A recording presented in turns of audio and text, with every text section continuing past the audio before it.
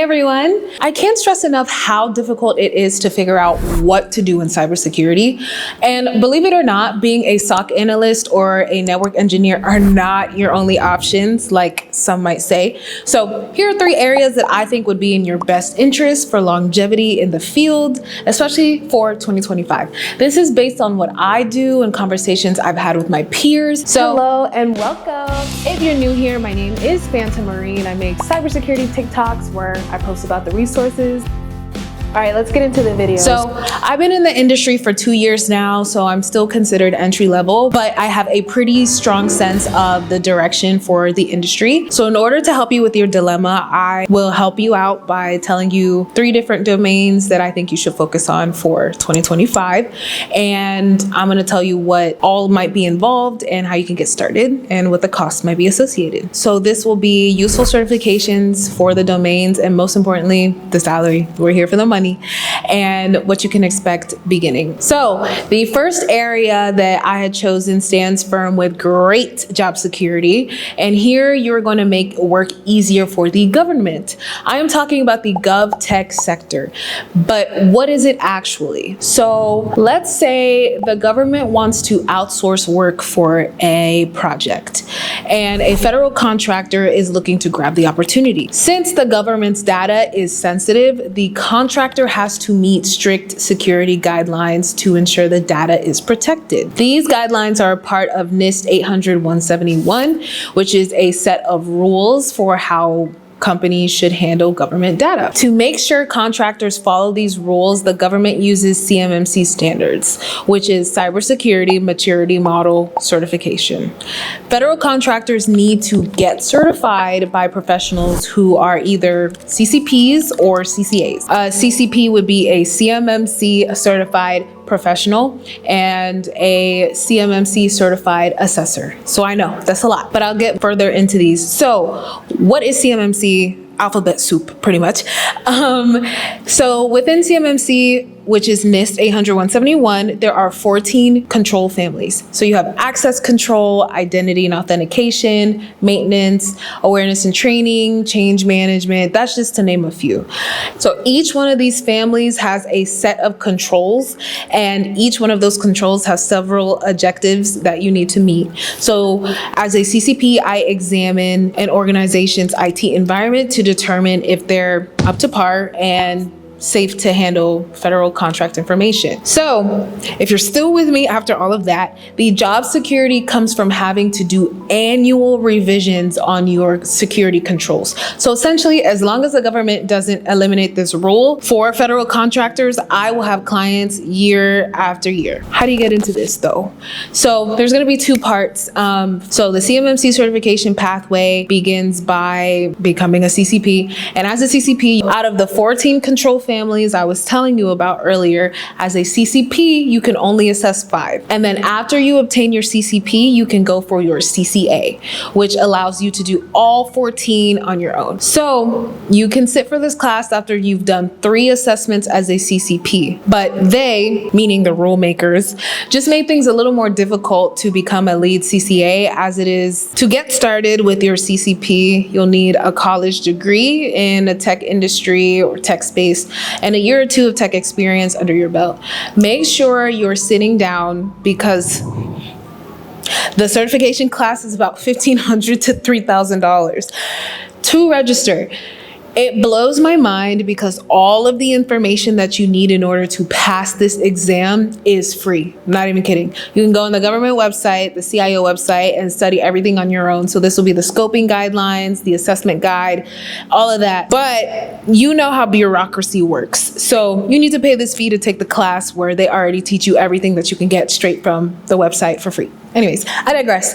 For the salary part, once you're certified, you're looking at making a minimum of $90,000 as a CCP. And as a CCA, you're looking at making a lot more. And especially if you're in a consulting position. So with the increasing number of security breaches, the next highly important area I'm going to discuss is identity and access management. This is IAM, as in I am the best at making sure that the right people have the right access to the right resources at the right time without overstepping. Think of it as being like a bouncer at a club, but instead of checking IDs for just age, you're verifying credentials, permissions, ensuring no one sneaks past you into the VIP section and they're not supposed to be in. IAM is critical in any organization that values data security.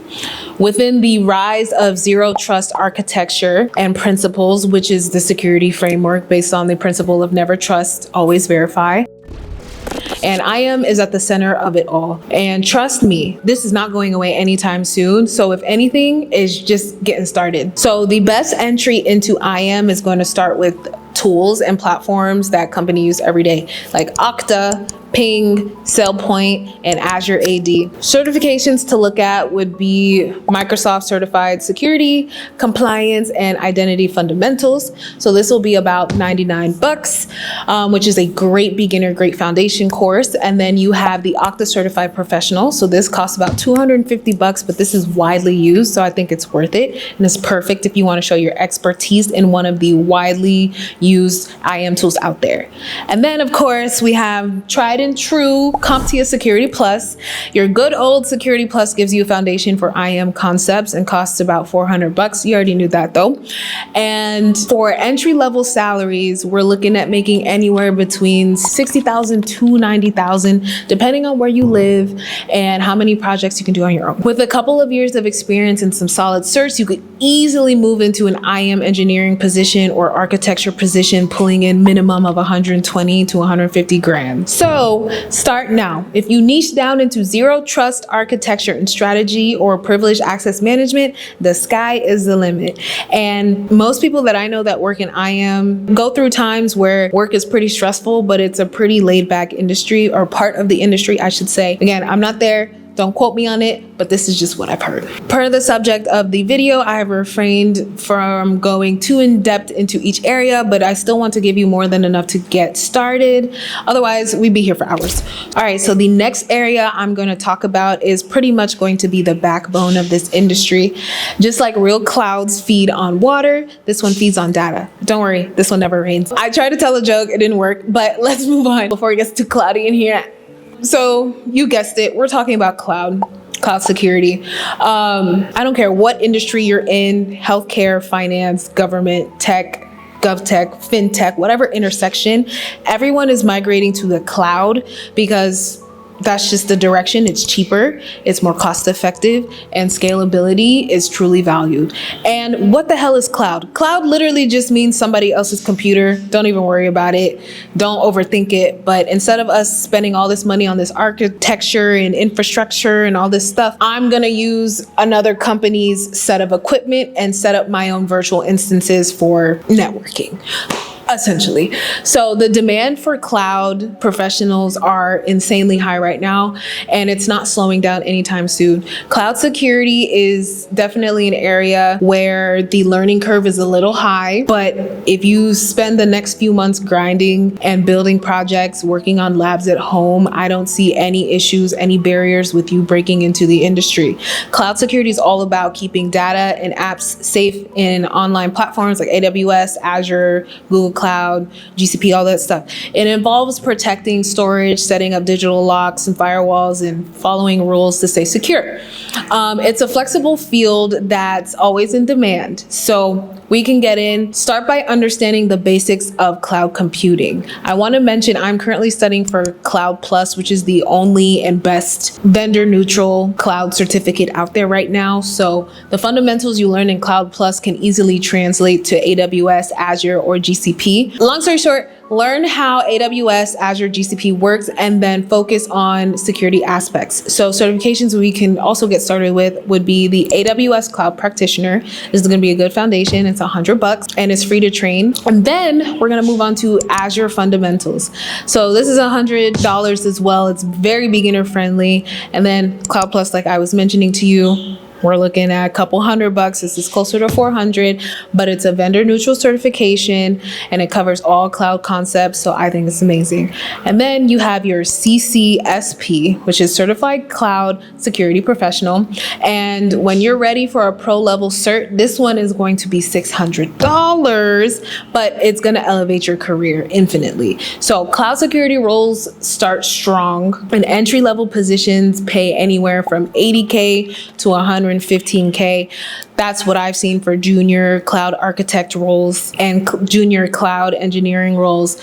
And then once you move into more mid-level to senior positions, you're looking at $140 to $180K or more, depending on the company, private and public. So that's amazing. And the best part would be that companies pay top dollar for people who can secure their cloud environments, because frankly, no one wants to be the next headline for a data breach. It ruins your company. So enough with the yapping. These are the areas that I think are going to be bread and butter for the cyber industry next year. So pick one, do your own research. Let me know what you think. Leave a comment, of course. And no matter which of these paths you choose, each one is packed with security principles and opportunities for growth and the potential to earn six figures. So my advice would be, find an area that excites you the most, get those certs, hit the ground running. And if you find this helpful, comment, like, subscribe, or otherwise a mean, ugly scammer is going to break into your house and steal your special file folder and then pull out a bunch of credit cards so he can buy diamonds and gold. So I don't want that to happen to you. That's why make sure to like and let me know what else you want to see, and I'll see you next time.